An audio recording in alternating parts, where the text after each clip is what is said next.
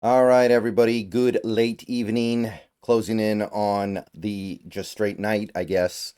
We got one more positional group to go through before we put the kibosh on day 3 of the combine drills. And it was a good one. It was a lot of fun watching the receivers go to work today. There was a lot of interesting data, a lot of interesting things that you can pick up on if you watch them go through their drills. And we got to talk about it a little bit. So, first of all, understand there are a lot of receivers. Also, understand I'm recording this not too long after it ended, so I've had limited time to really process it, and these are just my first impressions. So, we're going to go kind of quick, and I'm probably going to miss stuff, but there will be plenty of time to make sure we don't miss anything later. Please like this video if you haven't already. Subscribe if you're new. Click the bell for notifications. Become a channel member for $2 a month. Those are the best ways to help support the channel. Okay, so wide receiver wise, a lot of speed. Nobody broke Worthy's record from last year. Nobody touched like the John Ross mark, but a lot of speed here. A lot of receivers running sub 4.4, more than 10, including some guys that are pretty darn big and guys who were not expected to run that fast. So right off the bat, I can say that we've got some very fast receivers out there.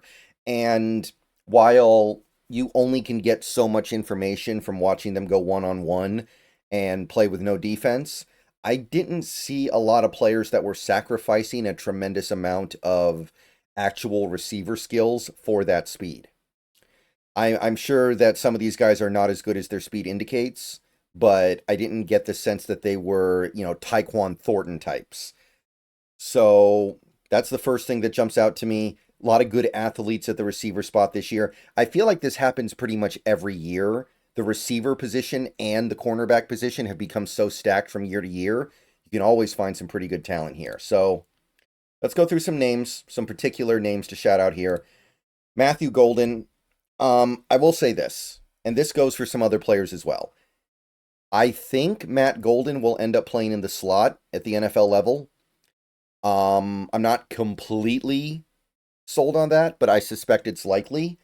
So I can't really be all that into him, right? He came in a little bit smaller than I think people wanted. He's got short arms, sub 6 feet, 191 pounds. That's probably going to be an NFL slot corner.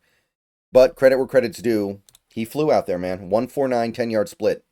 He had the best 10-yard split, or tied for best 10-yard split, and the best 40-yard dash. So the man can fly. Again, I just don't think the size is where we need it to be personally interested. We need a bigger receiver, somebody that can play on the boundary.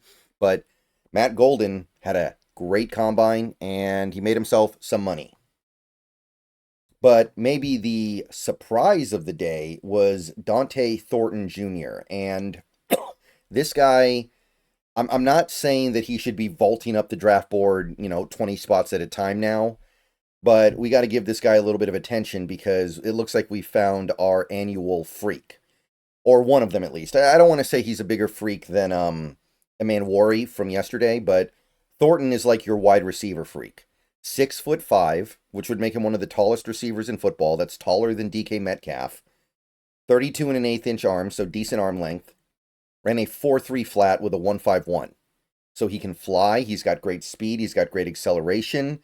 He's not the most explosive. His vert was just meh, and his broad was just kind of okay. But this has now become an interesting guy. This is a guy who might be able to play on the boundary. This is a guy who has the speed to take the top off the defense and the acceleration to actually make it matter. So this is a name to watch out for going forward. He had a great day today. Chimere Dike, I think is how you pronounce this one, from Florida. Another name that caught my attention. Had a nice combine, but his 3-cone might have been a little bit better than that even, actually. 6'8'2". So 4.3, 440, 151 10-yard split. At 6'1", that's not too bad. He's got a chance here. Like, that is potentially, I don't want to go over the top here, potentially big enough to play on the outside credibly. Like, I understand that size isn't everything. There are some players that are tall and big but can't play outside. Some players that are small that can. But this is a good sign, and this is a guy who was not on my radar before, but I'm liking what I'm seeing here. Jaylin Noel looked very athletic out there today. This is another smaller guy, by the way. I don't know if this is going to be exactly what the doctor ordered. He's probably a little undersized to play on the outside, but he had a great 40, an excellent 10-yard split, and he's crazy explosive. 40-inch vert, 11-foot broad. That is going to turn some heads. So this guy can jump out the building. This guy can burn past your secondary. Good 3-cone, good 20-yard shuttle as well, so his change of direction ability is nice. So Jaylin Lane, that's another name we're going to have to start paying a little bit of attention to here. But getting more to guys that are personally interesting to me as a Seahawks fan, Jaylen Royals, he tested well, relatively speaking. His 149 10-yard split shows you tremendous acceleration. I was personally hoping he was going to be a little bigger than this. 6 feet flat, 205 pounds, 30 and an 1/8 inch arms. I don't love that. I was hoping for a little bit better personally. He didn't have a bad day, but I don't like that. Royals was a guy that had caught my attention in recent months, but given the data here, his odds of being able to play on the boundary in the NFL have kind of gone down a little bit to me. That doesn't mean somebody isn't going to be very happy with Royals. It's just going to be in a different context than we can provide, I think. Felton, kind of a similar spot, right? Okay, on the one hand, he ran a good 40, had a real nice 10-yard split, good vert, good broad. He looked good running the receiver drills for the most part, looked good in the route running portion, but 30-inch arms, 30-inch flat, T-Rex arms, that's hard. 183 pounds, 6'1's nice, but he's super lean. So that's a little bit of a tough buy for me. He was one of the guys I had my eye on, and I was looking for guys who I thought could play outside receiver. This puts him well behind the 8 ball on playing outside receiver. Isaiah Neyor, on the other hand, this is a guy who I wasn't really looking at that much. I didn't know very much about him. This might be the most impressive frame of any receiver in this draft. 6'4", 218 pounds, 34 and 3/8 inch arms. Those are arms that are not going to get chucked at the line of scrimmage. Those are arms that are going to win battles of physicality if he can be taught properly. And right now, this guy is not considered to be some top of the line prospect, but this potential is very intriguing to me. This size, and in conjunction with really impressive athleticism, 4'4", 151 10-yard split, 38-inch vert, 11-foot 1-inch broad. So he can move too. Like, he actually had a 95 for his athleticism score. This Neyor guy, I think we got to start paying attention to this one. This combination of size and speed, it's not quite Donte Thornton, but it's close. And something's definitely going on here. And Jaylin Noel, this was another guy that I've kind of had my eye on throughout the last season and the offseason so far. Another guy who just kind of came in and look, the testing was good. I do want to give him credit here. I'm not saying he had a bad day at all. Sub 4'4", 151 10-yard split, big vert, big broad, good 3-cone, good 20-yard shuttle. I'm not knocking any of this, but he's smaller than I thought. 29.5-inch arms. I don't think I can really rally behind that. As an outside receiver, you got to have longer arms than that. 9 times out of 10. 5'10", 194 pounds. I don't think that's doing it. Again, I want to stress, I'm not criticizing these players overall. I'm just criticizing this element of the player. And that's something that is going to have to pull back my interest, even as I note he's a very good prospect. Sam Brown Jr. of Miami, however, on the other hand, not somebody that's very high on people's radars, but came in pretty decent size. 6'2", 200 flat, 31 and 5/8. That's okay, at least. He's got a chance. And, I mean, 41.5-inch vert. I think that was tied for the highest vert of any receiver. 41.5 is, that is going to indicate great explosiveness and decent 40, good 10-yard split. So, for a guy who I was very aware of, but I didn't really have him on my radar, Sam Brown Jr., worthy of some positive shout-outs here, I think. So, he caught my attention in a positive way. Jayden Higgins. Here we go, people. This is a guy that I've voiced some support for in the past. And I thought he was awesome today. Not only is he an extremely skilled receiver, and you saw that in the pass catching portion, 6'4", 214 pounds, 33 and an eighth inch arms, big enough to play on the outside, no problem. I mean, 6'4", that's what Metcalf is, right? And it's not like he's critically slow or unexplosive, right? He didn't have monster numbers, but he had fine numbers.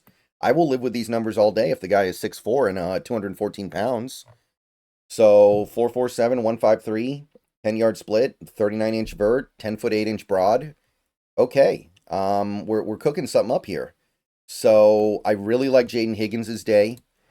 Didn't love Ayomanor, but he continues to be a guy that is interesting to me. I think he had a good day, good enough to justify his presence here. He doesn't have great acceleration, but his 40 is not bad.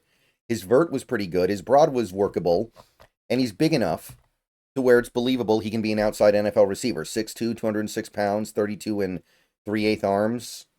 So I'm not saying he blew me away, but he is somebody who validated my previous interest in him. Let's see here. What else? Isaac Teslaa. Interesting name there. Arkansas. He was actually ranked number 1 in athleticism at the combine this year. Good 40, not great, but good. Great 10-yard split. Really great vert. Really good broad. 3-cone was good. 20-yard shuttle off the charts. And he's big. Like, this is another physical freak here. Players like this is why I'm saying that the receivers are nice in this class. We got speed, we got size, we got athleticism, we got explosiveness, we got all kinds of different fun stuff. A lot of it is potential and hasn't necessarily made it into the production area, but look at this guy's raw talent and tell me you don't want to try to mold this. 405 20-yard shuttle, 6'4", 214 pounds. You don't find that every day. Wish the arms were a little longer, but definitely interesting. Couple guys who disappointed me, couple guys who I think really came up short today. Ricky White III of UNLV. He's a guy I've given to the Seahawks in a mock before. He's a guy that I've definitely been kind of locking onto as a reasonable outside receiver option, a number 3 receiver for Kubiak. And he's pretty tall, decently tall, but he's light. He's very, very lean. Arm length is okay, but I did not expect this 40 time at all. I thought this guy was a burner. And maybe now what we need to wonder about is maybe he looked like a burner at UNLV, but he won't be a burner in the NFL. 4.61 for him is really bad. 155 10-yard split is pretty bad too, and not very explosive with these jumps, really. So very disappointed here. Definitely down on Ricky White a little bit. You gotta be. I mean, maybe it was just a bad day, but 4.61 is 4.61. And even though I wasn't really into him in the first place because I know he's a slot receiver at best in the NFL, I have to be a little bit down on Tez right now. You cannot go in there at 154 pounds and then run a 4.51 40-yard dash and then expect people to take you seriously. Even the 10-yard split was average. It was like, okay, well, maybe it's not the speed, it's the acceleration. Well, the acceleration wasn't very good either. Now, he did very good at the 3-cone. I think he might have had the top 3 cones, so I'm not saying he's devoid of NFL skills. His broad was big, his vert was pretty good, so he's got explosiveness. But you cannot be 154 pounds running a 4.51 40. That sounds like somebody that belongs in the European Football League. And, you know, sorry to Tez, but this is going to be tough to overcome, I think. So I'm pretty out on Tez Johnson. Not that I really wanted him before because I view him as a slot-only guy, of course. I'd also say Nick Nash. Wish I saw a little bit more here. He's got the size, 6 foot, 2.5, 203 pounds, pretty good, but short arms, tiny hands, and a 4.57. Thought we'd get more. And no explosiveness. The jumps were bad. So he just didn't test very well.